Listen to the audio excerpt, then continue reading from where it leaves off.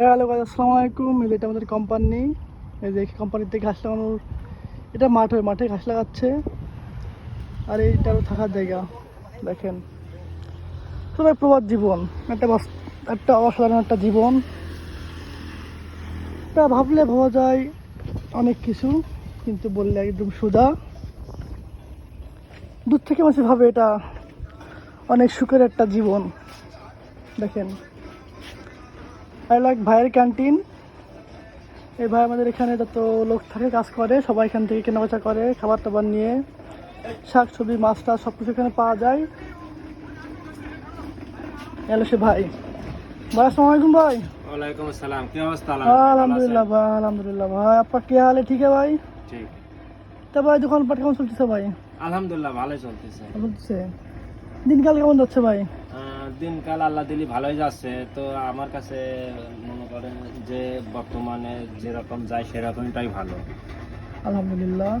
তো আর কিছু আপনার জানার আছে? এই প্রবাদ জীবনে দিনকাল কেমন যাচ্ছে ভাই? ঘর বাড়ি ছেড়ে এই জীবনে এসে আসল কি ভালো লাগে না কিছু, এটা মানে দেশের মাটি আর ভিন দেশের হইলে কথা আছে না যে দেশের কুকুর আর ভিন দেশের হইলে মুগুর। তো আমরা এই দেশে এখন প্রবাসী হিসাবে আছি, মানে কোনো আমাদের মূল্যায়ন নাই। তারপরেও আমরা এখন বর্তমানে প্রজেক্টের ভিতরে কিছু আসবাবপত্র জোগাড় করেছি। মানে আমাদের তো আপনি উপরে তো দেখলেন কি অবস্থা, হ্যাঁ ভাই, মানে আমাদের কাজের স্থান ওখানে, আর আমরা এখানে বর্তমানে একটা মানে রাস্তার ধারে এখানে আমরা থাকার কিছু ঘর উঠাইছিলাম। আর সবকিছু মানে বাজার সদাই এখান থেকেই মানুষ নিয়ে বর্তমানে চলতেছে। তো আশেপাশে মার্কেটও নাই। আমি এটার জন্য আমি মানে সবার জন্য একটা সুব্যবস্থা করে রাখেছি, যে যাতে আমার জন্য যাতে মানুষ যাতে কষ্ট না করে। হ্যাঁ এখন কি আমি তো আসলে মানুষের হেল্প করতেছি একই সাথে।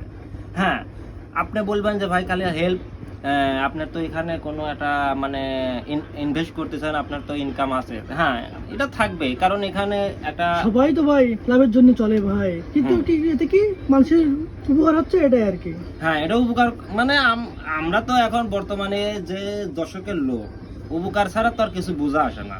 মানে আমরা মানুষের উপকার করি আর এবং মানুষ বাইরে চলে যায়। হ্যাঁ, এটা তো দুনিয়ার নিয়ম।